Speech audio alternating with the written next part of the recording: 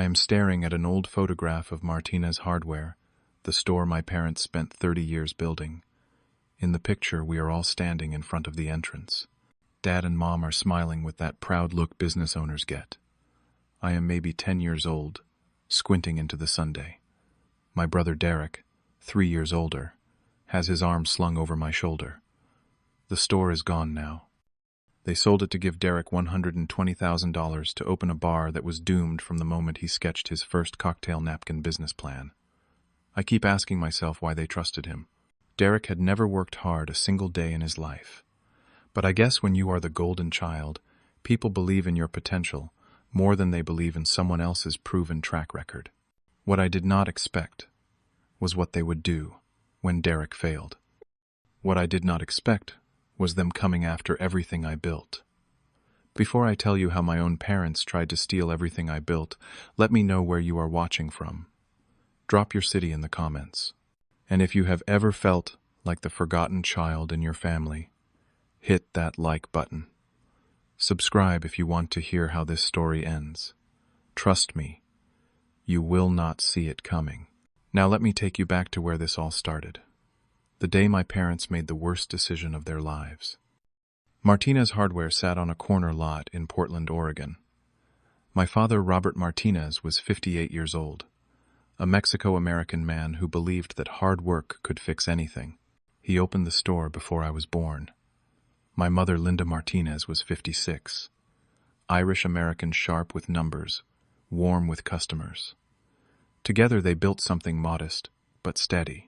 They served contractors, homeowners, weekend DIY warriors.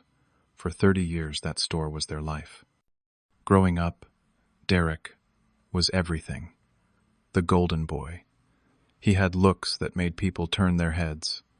He could talk his way into anything. In high school, he played quarterback. Dad went to every game cheering louder than anyone else. Mom baked cookies for the entire team. When Derek walked into a room, he owned it. Everyone loved him.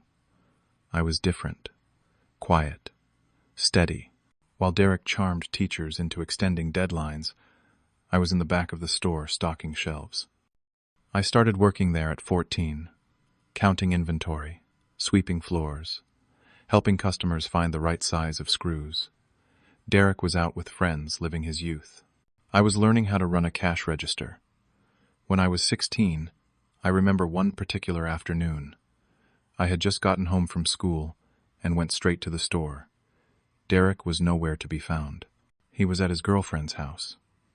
Dad looked at me and said, "Derek needs to enjoy his youth, Joseph." "You understand, right?" I nodded. I swallowed the bitterness. What choice did I have? Mom always defended him. He is still finding himself, she would say. I told myself that if I worked harder, maybe they would see me too. Maybe one day I would be enough. But that day never came. After high school, I went to community college. My parents could not afford to send me to a 4-year university. That money, I later learned, went to covering Derek's credit card debt. So I worked 3 part-time jobs. I delivered pizzas. I tutored kids in math. I worked weekend shifts at a grocery store. I graduated with a degree in business administration. No one came to my graduation. They were helping Derek move into his 4th apartment that year. I did not go back to the family store. I got a job at a small marketing company in Portland. I learned everything I could. At night, I taught myself digital marketing, search engine optimization, social media strategy, content creation. By the time I was 27, I knew I could do it better on my own. So I started Bright Path Marketing Solutions. My first office was a corner of my apartment. My first client was a local bakery. I helped them increase their revenue by 40% in 6 months. Word spread. I worked 16-hour days. I was honest. I delivered results. By the time I turned 30, I had rented a small office and hired 3 people. Now at 32, I have 10 employees. We bring in $800,000 a year. The profit margins are healthy. I built something real. I tried to share this with my parents. I invited them to see the new office. Dad glanced around, eyes on his phone, and said, "That is nice, son." Mom smiled, but then said Derek is thinking about starting a business too. You should help him. I stood there feeling invisible. Even my success was just a backdrop to Derek's potential. Derek, at 33, was still living with our parents. He had no steady job, but he always had big ideas. I tried to help him a few times. I got him interviews. He quit after 2 weeks. Those jobs are beneath me, little brother, he said. I am meant for something bigger. Then came the Sunday dinner that changed everything. It was March. Mom and Dad seemed unusually excited. Derek wore a smug grin. Dad cleared his throat. We have big news. Derek has a brilliant business plan. Derek leaned forward. He wanted to open a craft beer bar and gastropub. He would call it the Derby Room. It would be downtown, a high-end spot with locally brewed beers and elevated bar food. He spoke with such confidence. Dad and Mom were nodding, like he had just pitched the next big tech startup. I asked the logical questions. Have you done market research? What about the competition? Do you have any restaurant experience? Derek laughed. Always the pessimist, Joseph. This is why you will never think big. Mom frowned at me. Joseph, be supportive of your brother. Then Dad dropped the bomb. We are selling Martinez hardware to fund Derek's dream. I choked on my water. What? Mom touched my hand. The store is getting old anyway. This is a better investment. I looked at Dad. But that store is your legacy. 30 years. Dad's jaw tightened. Our legacy is our son's. Derek needs this opportunity. Those words hit me like a knife. Derek needs this opportunity. What about me? I built a company from nothing. No one ever said I needed an opportunity. I earned mine. Derek spread his so-called business plan across the table. Crumpled papers. Vague ideas. No real numbers. I tried one more time. At least hire a business consultant. Derek scoffed. I do not need advice from someone who plays it safe. I drove home alone that night. The weight in my chest was unbearable. My parents were throwing away 30 years of work for a fantasy. And I, the son who had done everything right, was still invisible. 2 months later, Martinez Hardware closed its doors. I went there on the last day. Dad was packing up tools. His eyes were red, but he forced a strong face. Dad, are you sure about this? I asked. His voice cracked. It is for Derek's future. I watched my father age 10 years in that moment. The store sold for $180,000. That included the inventory and the goodwill they had built over 3 decades. Derek took $120,000 to launch the Derby Room. Mom and Dad kept $60,000 as an emergency fund, though I knew it would eventually go to Derek too. In June, the Derby Room had its grand opening. The location was expensive, right downtown. Derek spared no expense. High-end furniture, a complicated menu, bartenders who cost a fortune. Opening night was packed, but only because Derek offered free drinks. He posted all over social media, calling himself an entrepreneur. Mom and Dad beamed with pride. I visited once. I saw the problems immediately. The prices were too high for the area. The staff had no idea what they were doing. Derek did not understand inventory management. I pulled him aside. Derek, let me give you some advice. Lower the prices. Simplify the menu. Focus on marketing. Cut unnecessary expenses. He crossed his arms. You do not understand the high-end market. I stayed calm. I understand business. Let me help you with your marketing. Free of charge. He shook his head. I do not need your charity. I left knowing disaster was coming. The first month after the opening buzz faded, traffic dropped. Customers complained about the high prices. Derek blamed them. People here do not appreciate quality, he said. He refused to adjust. By the second month, revenue fell by 60%. Derek started to panic, but would not admit it. He kept ordering expensive craft beers no one was buying. Staff quit because Derek was impossible to work with. In the third month, Derek started borrowing from the $60,000 emergency fund. Mom called me. Can you talk to Derek? Maybe give him some advice. I was frustrated. I tried. He will not listen. She pleaded. Please, Joseph. He is your brother. So I tried again. I sat with Derek at the Derby room. I gave him a clear strategy. He became defensive. You do not understand, he kept saying. I offered to help him for free. He said, I do not need your charity. I walked away knowing there was nothing more I could do.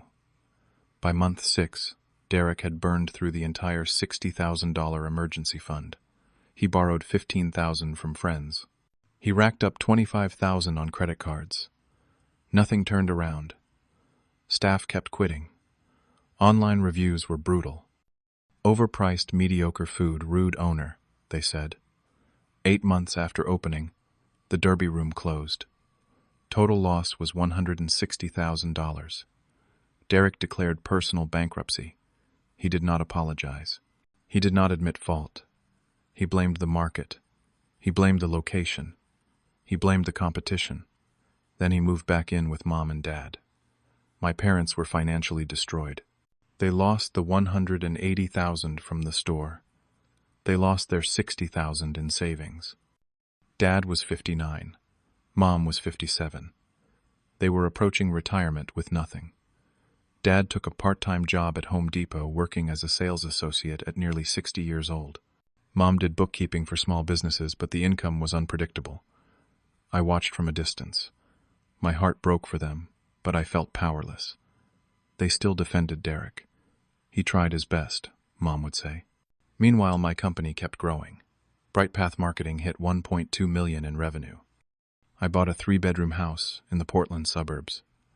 But my happiness was shadowed by my family's collapse. I started sending my parents $1,000 every month. I called it help with bills. They took it but never really thanked me. They never asked how my business was doing. Every conversation was still about Derek's problems. The resentment inside me grew. I wondered when they would finally see the truth. A year after the Derby room collapsed, I got a call. Mom asked me to come to their house. Derek would be there. I had a bad feeling. When I arrived, Derek looked unusually serious. Dad started. Joseph, we need to talk about your company. Derek jumped in. I have learned a lot from my experience. I know what I did wrong. I want to help you take Bright Path to the next level. I felt my stomach drop. What do you mean? Derek unveiled his plan. He wanted to join my company as co-CEO and partner. He said, you are good at the technical stuff, but you need someone with vision. I can handle sales expansion, big client relationships. We can turn your little company into something huge. I stared at him. Derek, you just failed a business 8 months ago. Why would I bring you into mine? He looked offended. That was different. This is your established business. Less risk. I said firmly. The answer is no. Mom intervened. Joseph, this is family. We should help each other. I kept my voice even. I have been helping. I send you money every month. Dad leaned forward. We are not asking for charity. We are asking you to include your brother. I stood my ground. In a business I built from scratch, no. Then Dad revealed the real agenda. We think Derek should have equity in the company. I was shocked. Equity. For what he has done, nothing. Mom touched my arm. He is your brother. Family shares success. Derek smiled. I am thinking 30% would be fair. I stood up, anger flooding through me for the first time. 30%. Of my company, Mom started the guilt trip. We sacrificed everything for Derek's dream. Now we are struggling. You are doing well. It is only fair you share. Dad added. We gave you a childhood education support. This is how you pay us back. My voice shook. I paid my own way through college. I built this company alone. You never helped me, Derek smirked. Do not be selfish, Joseph. I reached my breaking point. Get out, Dad blinked. What I repeated. This is my home. You came here to guilt me into giving Derek 1/3 of my company. Get out. There was an awkward standoff. Then they left. As Mom walked out, she said, "Think about it. Family should stick together." The following weeks were hell. Daily calls from Mom. "Have you reconsidered?" Derek texted constantly. "Do not be stubborn. This is good for everyone." I ignored most of them. In the second week, Dad showed up at my office unannounced. He tried to guilt me in front of my employees. I had to escort him out. It was embarrassing and infuriating. By the third week, they involved extended family. My Aunt Carmen called. "Why are you being so selfish with Derek?" My cousin Luis texted. "Family is everything. Share your success." I tried to explain, but no one listened. Mom and Dad had twisted the story. In the fourth week, Derek showed up at my house at night. He was aggressive. "You owe me, Joseph. I am the reason you had anything to prove." I stared at him. "Excuse me," he continued. "If I was not the golden child, you would never have worked so hard. You built that company out of spite. That means I am owed." I was stunned by the insanity of his logic. "That is insane." He stepped closer. "Give me what I deserve, or I will make your life hell." I pulled out my phone. "Leave now, or I call the police." Derek started a smear campaign on social media. He posted sad when family forgets where they came from. My brother made it and forgot about us. Mom and Dad shared it. Relatives commented sympathetically. My reputation in the extended family took a hit. Then I received a letter from a lawyer. Derek and my parents were threatening to sue me for unjust enrichment and family business contribution. They claimed they had contributed to my success through emotional support and family resources. They demanded $250,000, or 30% equity. I knew the lawsuit was frivolous, but fighting it would be stressful and expensive. I met with my attorney, Sarah Blackwell. She was 42, sharp, experienced. She reviewed the case. "This is ridiculous. They have no legal standing," I asked. "So we just ignore it?" She shook her head. "No, we respond strategically, and we protect you going forward." We built a strategy. First, I documented everything. I compiled a timeline, showing I had built the company independently. Bank statements, incorporation documents, tax returns proving zero family investment. I gathered records of the $12,000 I had sent my parents over the past year. I took screenshots of Derek's harassing texts. I documented his business failure. Sarah prepared a detailed rebuttal. Second, I cut off financial support. I stopped the monthly payments. I sent a certified letter. Given the ongoing legal threats, I can no longer provide financial assistance. Any further communication should go through my attorney. My parents were shocked. Third, I posted one careful statement on social media. Building a business takes years of sacrifice, financial risk, and hard work. I am grateful for the opportunities I have created through dedication. Family is important, but so are boundaries and respect. Some relatives reached out privately. They started seeing the truth. Finally, I offered one last meeting through our attorneys. It would be at Sarah's office. Recorded. Both lawyers present. They agreed. They were desperate. The day came. Sarah's conference room was cold and formal. I arrived calm and prepared. Dad, Mom, and Derek showed up with their budget lawyer, a young guy who looked nervous. I opened with a statement. "I asked you here to make a few things clear. I laid out the facts systematically. I built my company with $0 from you. Here are the documents proving that. I paid my own way through college. Here are my loan documents. When you needed help, I gave you $12,000 over the past year. Here are the bank transfers. Derek lost your life savings on a vanity project. I warned you. You did not listen. Now you are trying to take what I built. That ends today. I gave them an ultimatum. Here are your options.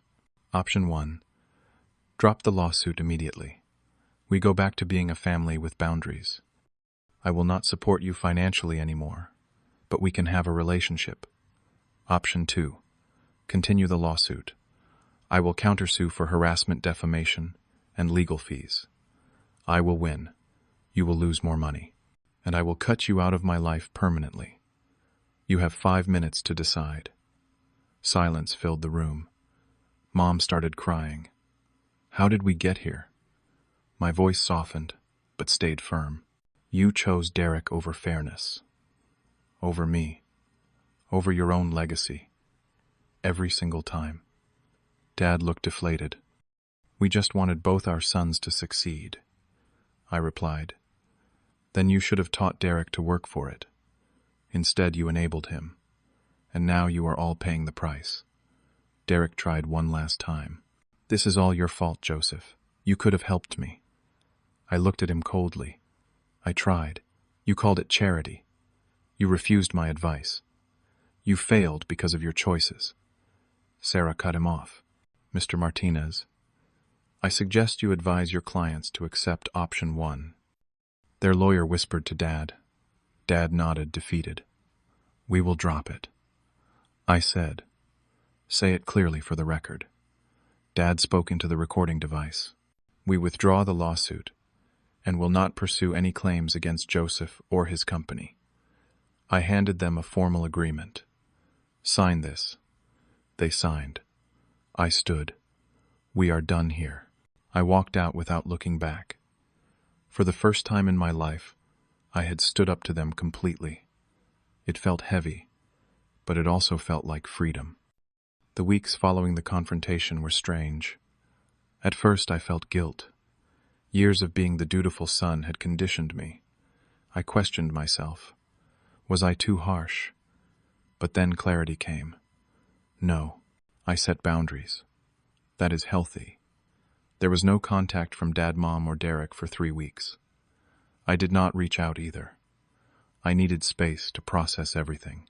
My close friend Marcus, who owned a construction company and knew my family history, was a huge support. We grabbed beers one night. He said, "About time you stood up for yourself, man." I vented everything. He listened, and then said something that stuck with me. You cannot set yourself on fire to keep them warm. My business continued to thrive. Bright Path Marketing landed 2 major clients in the month following the confrontation. Staff morale was high. They had noticed my stress before, and now they saw me lighter. I threw myself into work. It was therapeutic to focus on something I could control. 2 months later, Mom reached out with a tentative text. Can we talk? I hesitated, but agreed to meet for coffee. We chose a neutral cafe. She apologized. Finally, I am sorry. We were wrong. She explained that after I left that meeting, they had to face reality. Derek had been living with them for a year, not working, not contributing. They had enabled him. She admitted, "We took you for granted because you were always self-sufficient. That was not fair." I appreciated the apology, but remained cautious. What has changed? Mom sighed. We told Derek he has to move out and get a job. Any job. I asked, and did he? She looked tired. He moved in with a friend. He is doing gig work. DoorDash. Uber. He is angry with all of us. I set new boundaries clearly. I am willing to rebuild our relationship, but on different terms. I listed my conditions. No more asking me to bail out Derek. No more comparing me to him. No more guilt trips about family obligations. Respect for my boundaries and my business. Mom agreed tearfully. Then I said something I had needed to say for years. And Mom, I need you to say it. You are proud of me. She cried harder. I am Joseph. I am so proud of you. I should have said it 1,000 times before. It was the first genuine moment of connection we had shared in years. A month later, Dad reached out. That conversation was harder. He had more pride. But eventually he admitted I made mistakes.